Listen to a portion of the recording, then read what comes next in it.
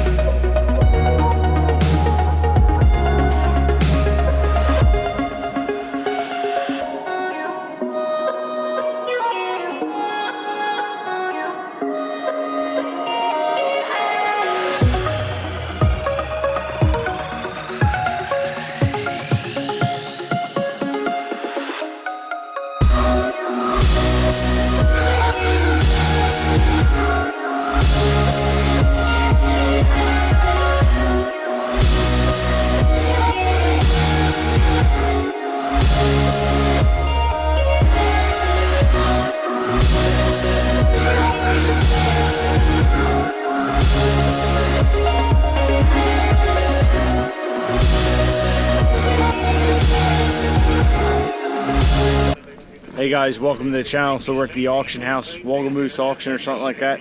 And this is what we came to look for. It is a 6.7 Cummins motor. As you can see right here, it is manufactured 8/20/08. This actually has a burn-up #1 piston. I actually talked to the guy selling it, and the #1 piston burn up because they think they got fuel in the injection system, or got fuel's supposed to be there.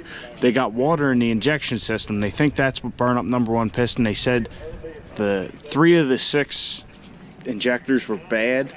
So this is out of an industrial application. I don't know if it came out of a Freightliner or something like that, but the problem is, as you can see, it has a 6-bolt crank. If you remember back to when we put the harmonic balancer on our truck, it only had 4 bolts. As you can see, the balancer is on with the fleece barring tool plate, so that's different. But there's a lot of differences with this engine than the one in our truck. You know, the oil dipstick tube comes from back here. This sensor is actually on the intake manifold, I believe, on our truck. The injection pump's actually back here on the transmission adapter plate, which really threw me off. Normally it would be up here on like the timing cover, I guess you would call it. The not bell housing, but the adapter plate to the transmission is way different than any of the ones on the pickup trucks. The oil pan, I don't know if you guys can see it, it's actually like kind of reversed to what we're used to seeing. We're used to seeing the sump down here in the back. The exhaust manifold's different, though this did have an EGR setup, but as you can see, it's different than what came on the Cummins trucks. So I came here to buy this engine, figured we could get it so we'd have a core in case we broke ours, or maybe I could sell mine right out. But by the time I got here and found it, as you can see, there is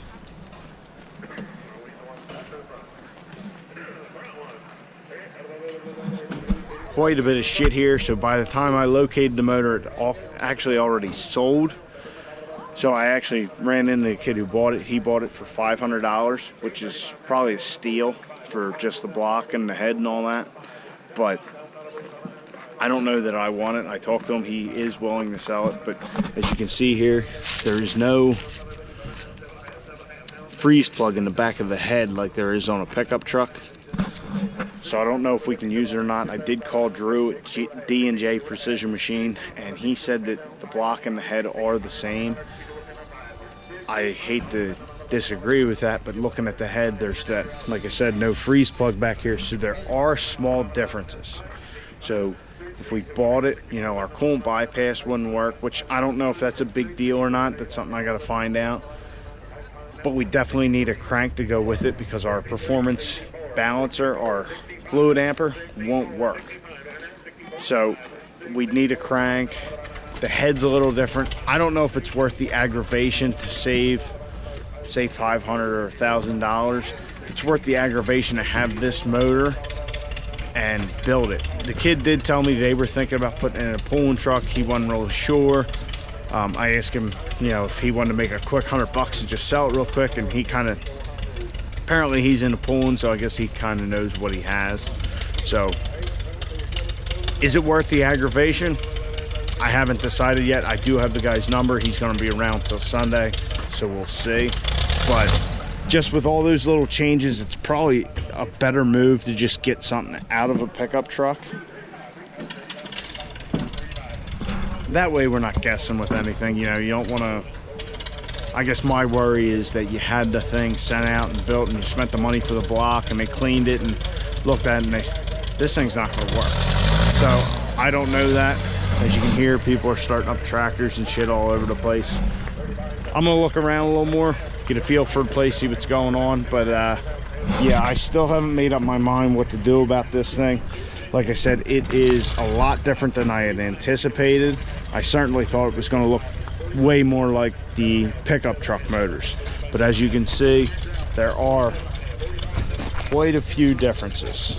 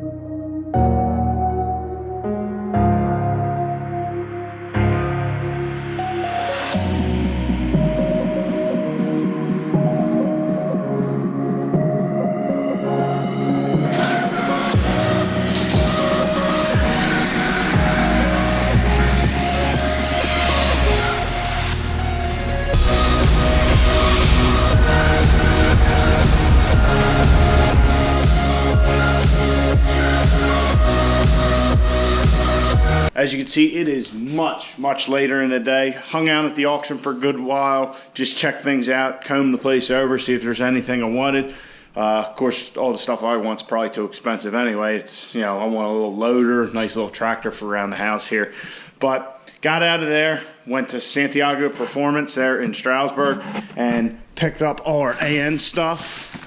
You know, we got a couple straight connectors. Here's the one that we really wanted, the 180. He said they were out of stock of the black, so we just have a blue and red one. Doesn't matter, it's underneath there, but maybe we'll just spray paint it up. So we got that, we got our line, and then in the mail, we got this. This is like a Kevlar heat wrap, I guess you'd call it, for wrapping some stuff in the engine bay, and our fitting with the 1/8 inch NPT port for our temperature sensor coming out of the torque converter.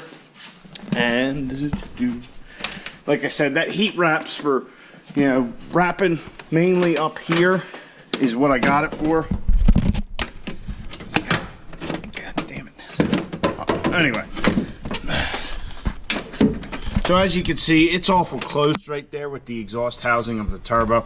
What I might end up doing is actually getting rid of that plastic piece and looming that all, and then put it in that heat wrap. I haven't decided fully yet, but that is an option. So we got all that stuff. We got our wiring to do. Yeah, we're ready to go. I think we got all the parts and components necessary to get the truck back to running. So we do still have to finish our wiring. I kind of gave up, got frustrated on that the other night. So that needs to be finished. Our CSP5 switch needs installed. We got all this stuff to plumb. So still plenty to do.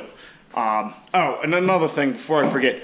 I was thinking about it, and you know what? We'll crawl under the truck here. Oh.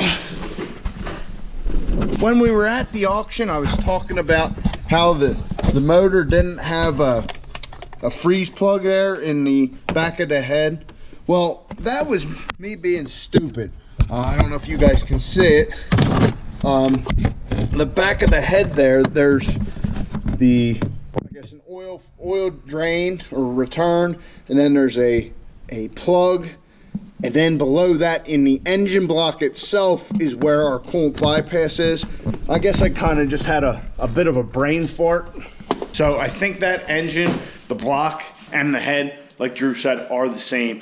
So the guy who bought it, he told me he was going to get in contact with his cousin or whatever, and he will give me a call either later tonight or tomorrow and let me know what he's going to do. So he might be willing to sell it. So we'll have to pay a little bit of a premium to what we could have bought it at. But that's just how the day goes. That's my fault for not getting up earlier and being able to find the damn thing. So we'll get our wiring taken care of, and that'll probably be it for the night.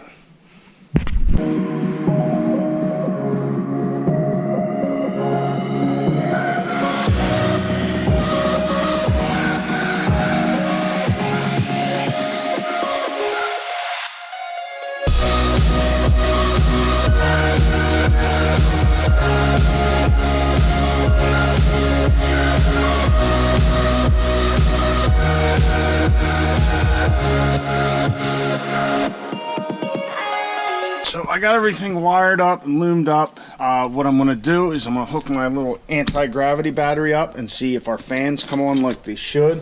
I don't know if this will be enough electric. I don't know if this will be enough power to do it, but we're going to give it the old college try.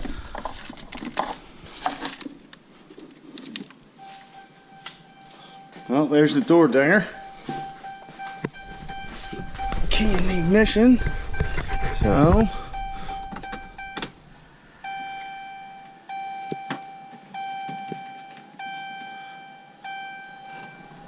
you can hear the air dog.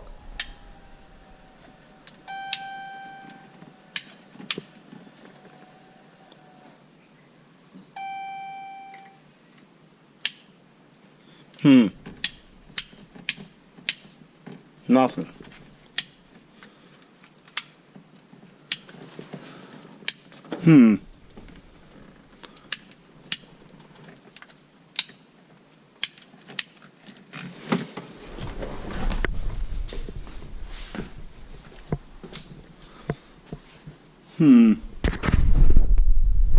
I'm gonna have to investigate.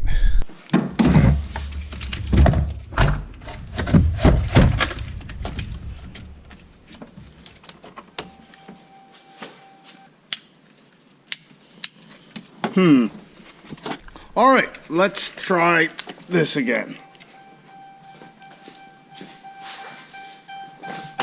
So, turn the truck to on. Wait for the air dog to cycle.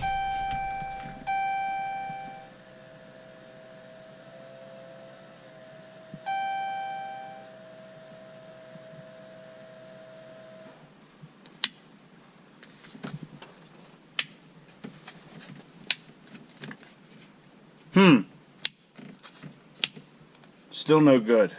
What the heck?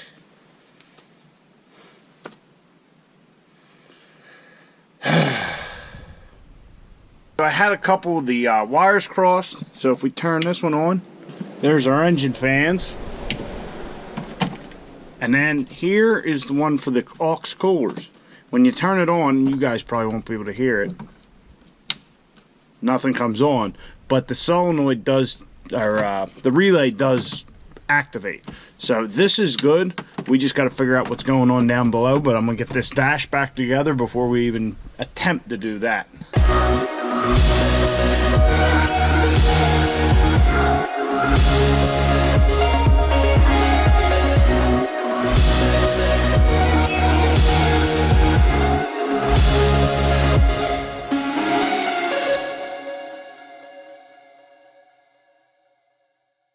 switch panels installed. The little little trim thing here, as you can see, is sticking up a little bit, but we can take care of that. Engine fan, the fan relay, which I don't know if you guys can tell. You guys probably can't hear, but the relay is kicking on, and then our secret switch is in. So it's good. It's a clean install. Definitely more of a pain in the ass than I anticipated, that's for sure. We definitely got to figure out why the aux coolers aren't turning on. I really don't know why that is. It's strange. So we're gonna have to investigate that. I mean, that could be something as simple as a fuse, but the relay's kicking, so our switch is good. That's going to do it for tonight in the garage. We didn't get to our CSP5 switch, but that's okay. Just how it goes. But we're cracking down on this list, and hopefully here in a couple days we can fire this pig. So I hope you guys enjoyed the video. If you did, please subscribe if you're not already. Please like the video, comment, all that kind of good stuff. All right, guys, get out in your garage, get the wrenching on your truck.